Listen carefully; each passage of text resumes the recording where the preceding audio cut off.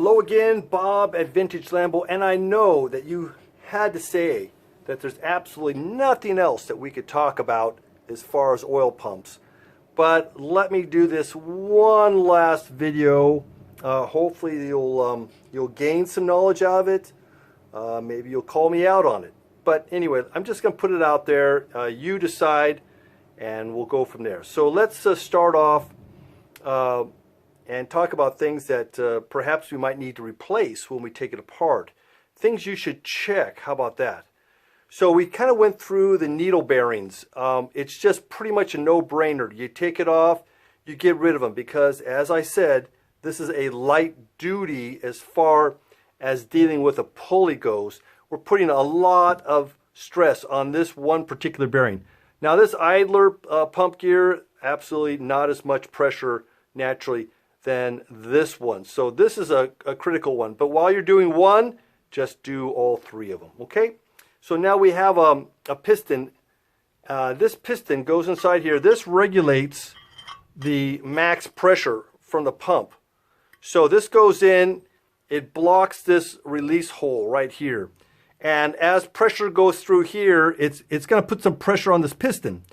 And with this spring, if it goes above a certain PSI, then, or bar, as metric would go, this is going to push this out. So what we need to do is think about how smooth is this piston. And so when I have some lubricant in there, it's very sticky. And when I go and take this out, I'm going to see where it looks like a lot of dirt or what have you, foreign ingestion. Something got in here and just grooved it. You can see a polish mark right here. I mean, this piston, it just doesn't sit there and go to sleep.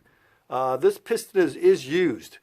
So as you can see, it's quite used.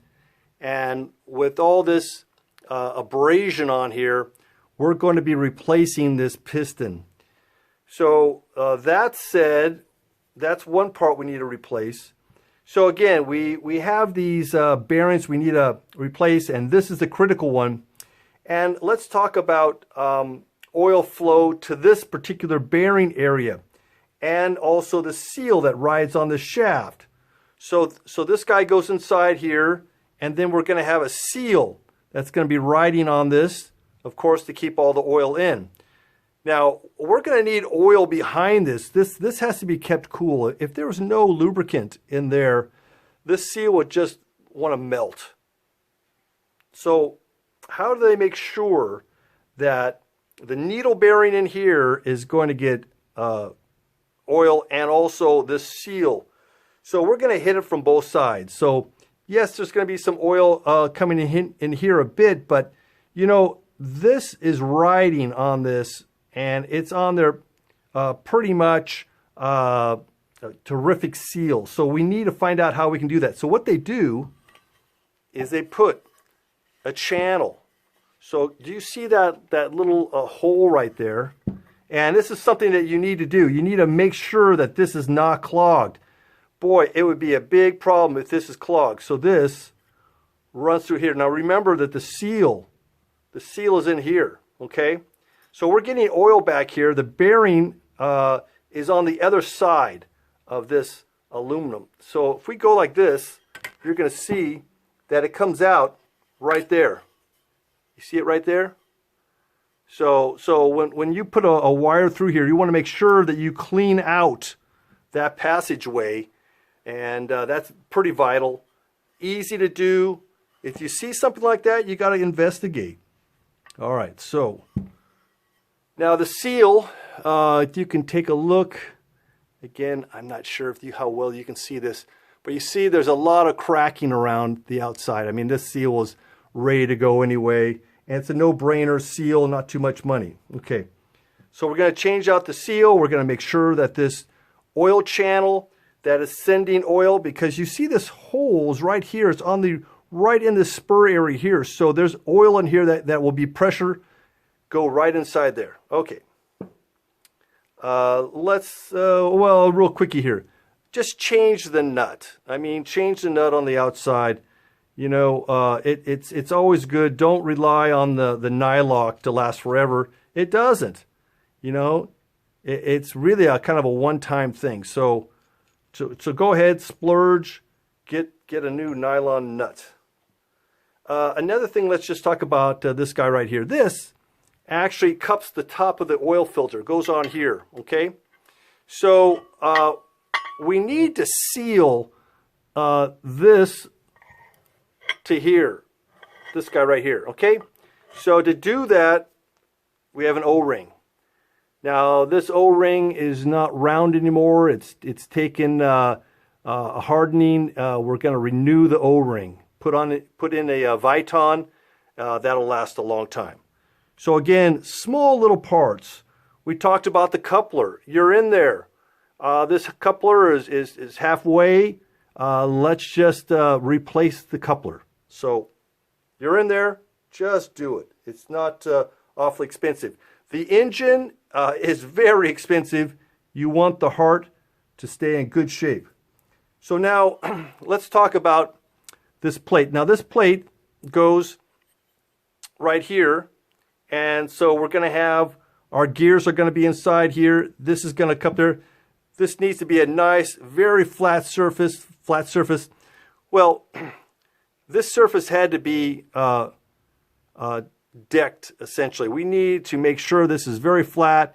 There was rings around here where the gears were wearing on it, and that's just giving more chances of the pump not working as efficient.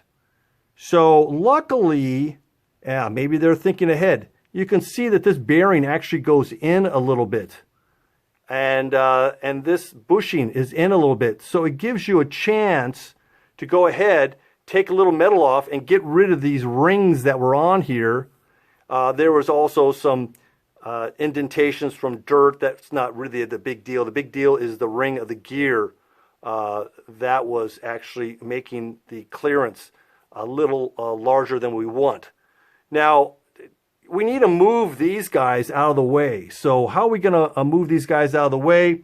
Again, get yourself a lathe, and you can put a tool that's going to fit in the inside, and this has just enough clearance for the aluminum, and then you can tap these out of the way, so then you can go ahead and surface this without a big problem. So just go ahead and make yourself a tool. So there we have the back plate for the pump.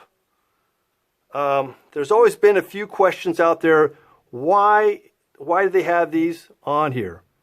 It's going to reduce the pump efficiency. And according to Bob Wallace, he was pretty much saying that the pump they had in there was just a little bit strong, and so instead of redesigning the whole thing, they just went ahead and put a groove in there. I don't know exactly if that's true or not, but it was told to a very good friend of mine from Bob Wallace. Anyway, you can take it or leave it. Okay, now we have another tool that I made up, and this tool is going to go ahead and insert the new bearings. You know, you want to be able to cup this. This diameter here is just a hair smaller than this one here, because these bearings actually go in a little bit deeper into this area, and so we have to have a little bit of a relief so that can go inside there. But we want to make sure that when we have this, it goes in very nice so that we can go ahead and align everything. So go ahead, use your lathe, make a nice precision tool, so when you have this ready, everything is level, and then you can press this in, no problem. You have to make sure that this is level. You have to make sure this piece is going to be level, because this particular bearing case, the clearance here, it's a tight fit. Okay, so that was that tool, and so I think we're about there. The washer, you're really not going to find a washer this size. What I do is I heat these up cherry red to bring them back to full soft, and just make sure that everything's flat and I can reuse these. So this goes here. and then your spring, and then the piston.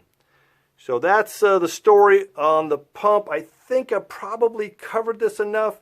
Anyone have questions? Go ahead, leave a comment. Talk to you later.